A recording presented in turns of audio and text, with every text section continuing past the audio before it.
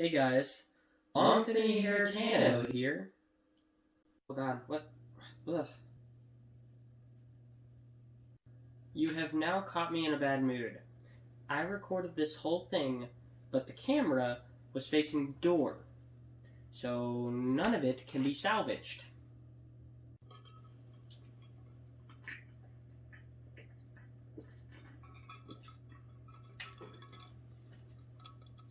I actually won that by spending about $1,000 on Coke.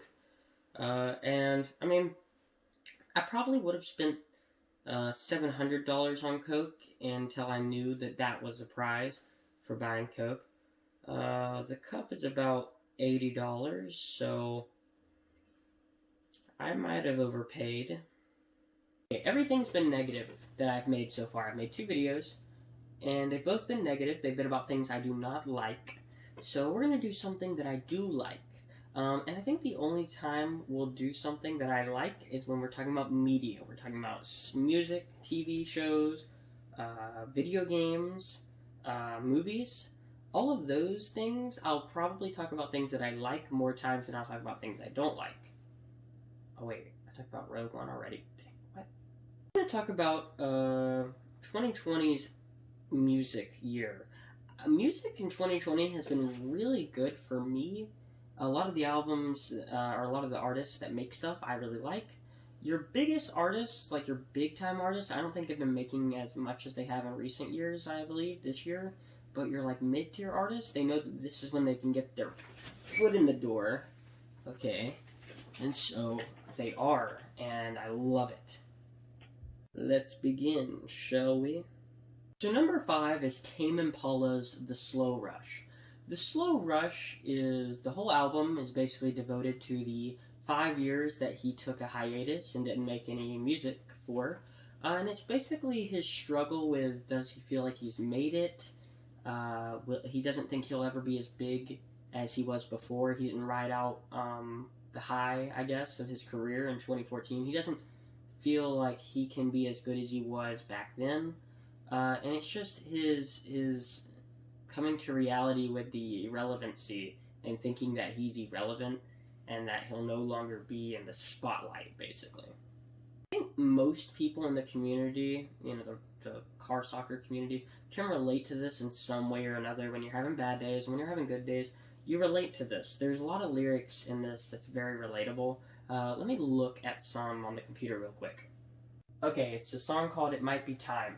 The first lyrics are, something doesn't feel right, that's enough for one night. It might be time to face it, it ain't as fun as it used to be. You're going under, you ain't as young as you used to be, it might be time to face it. I know I just want to keep this dream alive for now, don't they know nothing lasts forever. If that isn't right out of a Rocket League player's mouth, that is very relatable. It's a great album. There's about 8 to 9 songs out of the 12-track album, I believe, that are just good. The other 3 are more about music for a minute or a minute and a half. They're shorter tracks. They're just used for instrumentals more than they are music. But they're still alright. But like 9 or 8 of the tracks, in my opinion, very, very good. I would listen to just about every album, or just about every song on this album. And for me, that's a win. At number 4, we have Cut, Copy, Freeze, Melt. They're actually the only band I've ever listened to live. I went to Atlanta, Georgia. It was in the College District. And I actually started for them, as in I played before they played. And it was great. They are fantastic. But this album is called Freeze Melt, and it is a very state of mind album. It takes you to a different place. I wouldn't recommend ever listening to it while doing something because it fades in the background. But if you sit and you listen to it without doing anything, it will transport you to a different place. It is one of those albums where after a few tracks, you just kind of forget that where you're at. it puts you in a different place. It's crazy. This kind of album is my #1 recommendation to watch. I cannot repeat that more. This is definitely something that if you are going to sit down and listen to something and not do anything,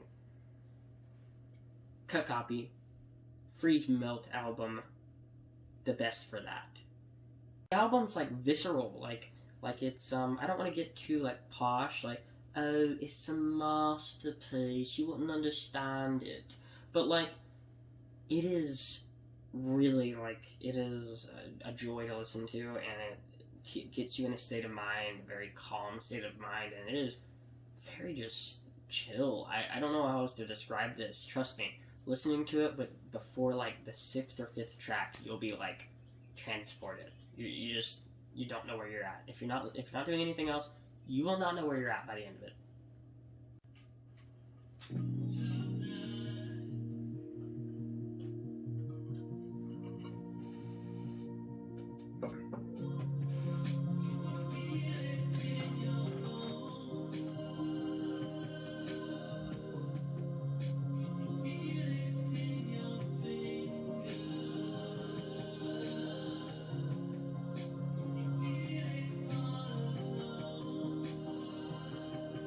Okay, moving on to #3, we're getting down to the nitty-gritty. I don't remember if I said this, but it's in no particular order. But #3 is Benet's Hey You X, and it is a truly wonderful album. It has these Super Lonely, which a lot of people have heard, I think. But it's, other than that, like, I actually don't like listening to Super Lonely on this album. I probably listened to it so much that I just don't care anymore. Taking that song out, this album is still amazing. There is probably 5 songs in this album that I would pick over Super Lonely as the best song. But the songs you definitely want to listen to is Cool and Snail and like Plain and maybe one other thing. I can't think of the names offhand. Snail and Cool. The earworms. Just like Super Lonely, very much pop. Earworms, it's so nice. I love this album. There's not much that I can say about it. I think a lot of people like this album. This is definitely more of a mainstream artist. You're like Billie Eilish kind of person. Even kind of looks like her a little bit with the appeal she's going for. I don't listen to much of Billie Eilish, but she looks very much similar, and the style may be the same. I don't really know. You may be wondering who this person is. He's actually pretty big. He's in one of the Weeknd songs, "Lost in the Fire," I believe he has with the Weeknd. It's a word I'll try to pronounce, but it's probably terrible. It's like Galfenstein or something. I think he's a German or Swedish artist. But I love the suit. It's the suit is made out of Vanta Black, I believe, which is the like darkest black ever like existed, and he has a whole suit that's like his whole face and clothes and body. It's really cool. It's a full body suit, and it actually it stars in a lot of the Weeknd stuff, I believe. There's probably 2 songs he does with the Weeknd where he has that suit. If it's not just Lost in the Fire, I think. He also has a great song with Pharrell Williams. It's called Blast Off, and I have blasted that in my headphones for maybe 100 times. Like, I probably listened to that song 30 to 50 times. It's a great song. He's more known for the instrumentals. He's a dubstep kind of guy, but when he does artist collaborations, they're very, very good. He's not in my top 5 albums. I don't even know if he had one this year. I don't keep up too much with him. I just really like this suit design. #2 is The Weeknd's After Hours. Great album that is severely underrated, just like the artist. He just got snubbed out of the Grammys. And I wasn't surprised, actually. As sad as that is, I wasn't surprised that he would be stand basically out of the Grammys. And this uproar. I don't know. I think just big industries don't really like him that much. I was just looking at, like, last month, I was looking at the Rolling Stones best albums. By the way, they're terrible album reviewers. I could go through the list. It's the worst list ever. Like, it doesn't even have this After Hours album in the top 50. It's like, what? what? You know, even if you hate The Weeknd, I think you still, like, even though you have to respect him enough to put him in the top 30, at least. It's still, like, I love this album. There's so many good songs in here. Yeah, there's a few duds. More than the Tame Impala album, I would say. It's not on the same, like, 80% of it. 80% of the Tame Impala album's good. I would say this is like 65, 70, maybe 75, being pretty good, but there's a few duds. I mean, for me, like, I think if you're the type of person, you might have the exact opposite view of it. You might actually like those songs that I don't like, and not really like the songs that I do like. I don't know. There's a lot of gems here. There's a lot of good ones. There's a lot of bad ones. I don't know. I definitely recommend this album, though. It's definitely worth a listen. Number 1. This was kind of tough, actually, because I wanted to put The Weeknd at number 1. But as far as pure listens go, I think I've listened to the Jaden album the most. And I don't really know the album name. I think it's like TV Volume 3, something weird, right? But that album is great. And again, just like Weeknd, not every song hits. I mean, it's an 18-track or 19-track album. Some of them are very, very small, but there is a lot of great songs here. Rainbow Bap, Cabin Fever, Fallen for You by Justin Bieber is great. With Justin Bieber is amazing. There's a lot of just really good. I think it's more amazing tracks versus good tracks. Like as in The Weeknd, there's no like amazing ones. There's just a lot of consistency. With the Jaden album, there's a lot of like bang and then bang and then bang. You know, a few really good ones, and then there's some You know, there's a lot of ones that I just kind of forget about. But if you really listen to it, there's a few like rap verses that I think I can come close to singing along with to an extent. It's a good album, really enjoyable. I'd love.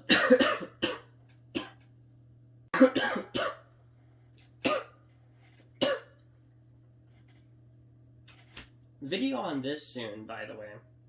A few albums to throw out there is Childish Gambino had an album. It's actually titled the same day it came out, and the songs are titled. I know what it is. It's like 0322, so it's like how long the song goes on for, I believe, is what they're titled after.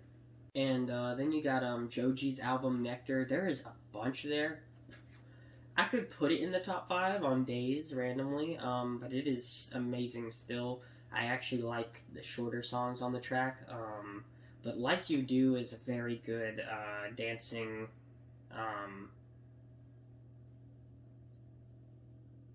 Slow Dancing in the Dark.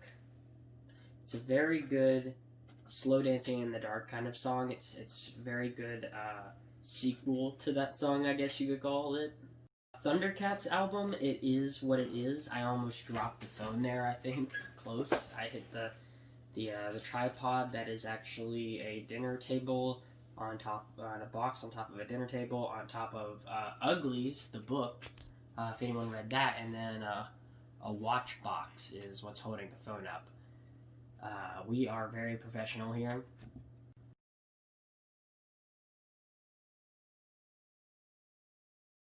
And last but not least, Rich Brian's EP, 1999, which was the year he was born, is very good. Like, that EP is very, very good. The problem with it is that there's only about 6 songs, 7 songs. They're all amazing in their own right, but again, only 7 songs. If we were talking about consistency, it's really technically not even an album. They call it an EP on Google. But that is, like, really good. That album, fantastic. I think that does it for this video. And then next week, I'll talk about my top 5 movies. And then maybe the week after that, or a couple days after that, I'll talk about my top 5 animated movies. I'm going to put them in 2 separate categories. It's too hard to put them all in one category. And then I'll sprinkle in my new controller unboxing. I'll unbox my new Xbox One controller. And I might do that right after this, so I'll probably have the same get up on. But I really have to go. because I'm about to crap myself. Okay, I'm this close. I'm this close. So this is Gunpowder Rider. It's been 2 weeks since I've made something, I believe, and I need to push content, as the people say.